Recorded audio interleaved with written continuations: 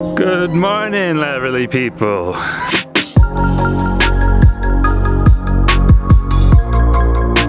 Well, it's not a bright and shiny morning. It's a cloudy but warm morning. I'm not sure what to think of this weather so far. So we've been telling the kids they need to be getting outside and playing. It's so nice. They've been cooped up all winter. So they asked me the other day, Daddy, can I have this board? And I said, what are you gonna use it for? They said, we're gonna use it for a base, for like a house. And I wasn't really sure what they were talking about, but what I see they've done now is they've made a little lean-to up against this tree. And looks like they've brought some other stuff out that they're not supposed to have. Not that they would have really known that. And I don't know, not that it's a big deal. Sometimes you gotta let kids experience things they gotta learn for themselves, right? So I'm pretty sure I've told them be careful of all the metal stuff around here. Bella, why are you eating the bone?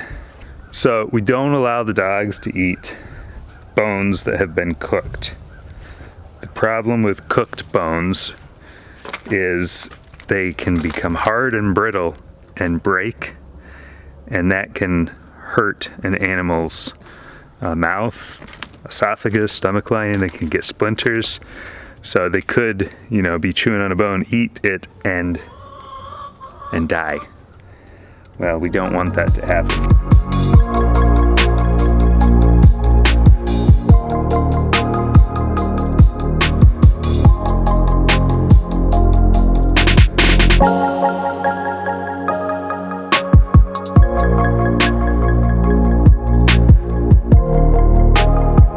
I think we're gonna have to start calling Night Naggy Night. She goes on this tangent, right? She just doesn't know when to quit. She will meow and meow and meow for no apparent reason. I can't figure it out. I don't know what's going through her head. I think she just likes to meow, but I feel like she's nagging me. I feel like she's saying like, give me food, give me quail. All right, so we'll take this back to the garage where it can stay out of the reach of the dogs.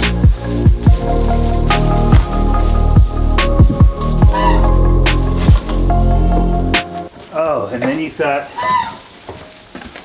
this would be a good idea? What in the world, guys? Stop screwing around. You guys are like a bunch of children. Call your mothers. The water heater came out of the water.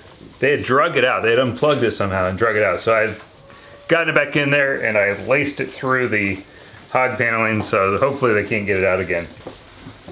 Oh, cute little guys. Now you can definitely see just there, little buddy, his cousin, who was born about a week after him. You can definitely tell which one came from the black-faced sheep because he's just stockier. And I'm sorry, little buddy, it's not you. It's your cousin, I guess, who was born nearly 2 weeks after you. He's catching up to you really fast.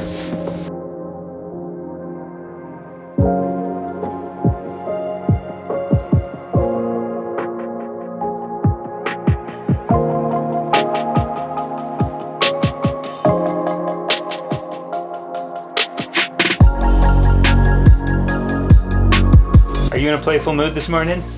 Huh? Are you in a playful mood? Yeah? He likes to jump up. They all like to jump up here and walk all over the hay. So I don't know that it works, but in order to discourage them, I've tried displacing the hay bale, just separating it a little bit, creating some gaps so that they can't easily stand on top of it. And they'll still be able to stand on there, but then their feet will go down in there. All right, so now I need to get some straw strewn about in this other pen here.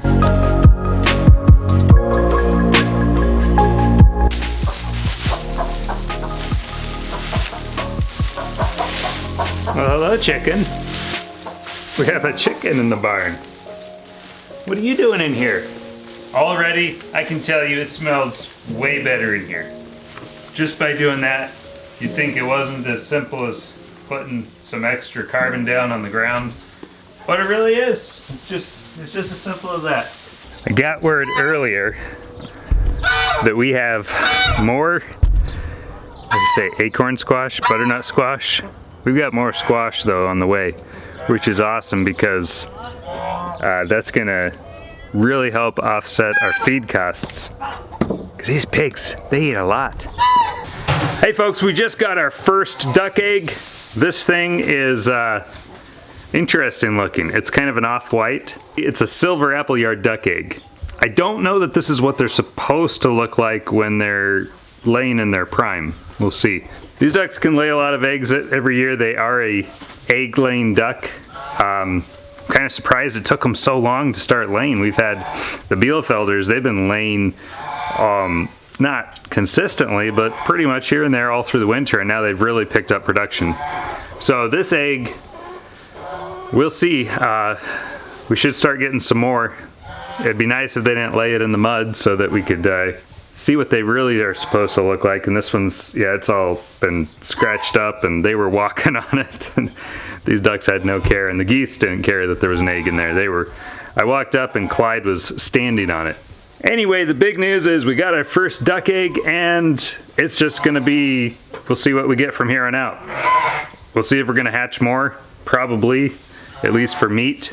We're also hoping to get some geese eggs so that we can hatch those out for some meat. We'd like to raise some more of these ducks for meat this year and possibly to sell.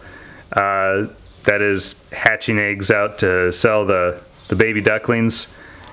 We'd also like to look at selling some geese. So we're hoping that our geese start laying soon and we can start hatching some of those out real soon here.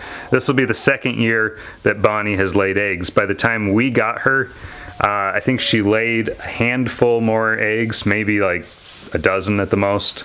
We did get, what, 10 to 12 eggs with her, I think. So in total, it looks like she laid about, maybe she laid about 20 plus eggs. We'll see what she does this year. We'll probably try to hang on to all of her eggs for hatching. We'll see what happens this year. I'm excited to try to hatch some of our eggs out with the Sportsman 1502 incubator that we got from GQF Manufacturing. That thing did awesome last year with all of the quail that we hatched. I can't wait to try it with the ducks, the geese, and maybe some chickens.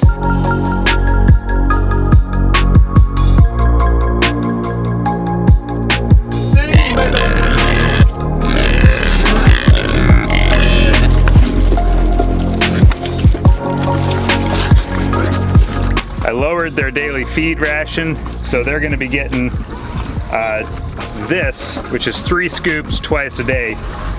As it's warming up, they just don't need as much now. I do realize we've got colder weather coming in, but we don't have the negative 20 degrees going on anymore, so they will be just fine with a little less feed.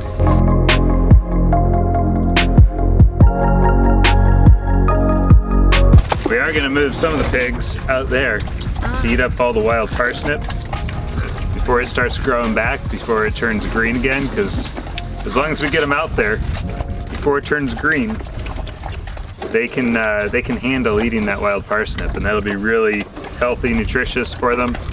So we'll probably get them out there eating that wild parsnip, and then some of them will stay here still. Well, I need to get back on my trip. You need to go on your, where are you going? Alright, he's got places to go, people to see, I guess. And that's it for us for the chores today. Thanks for watching. It was good to hang out with you. We'll talk to you later. Don't forget, friends, stay free.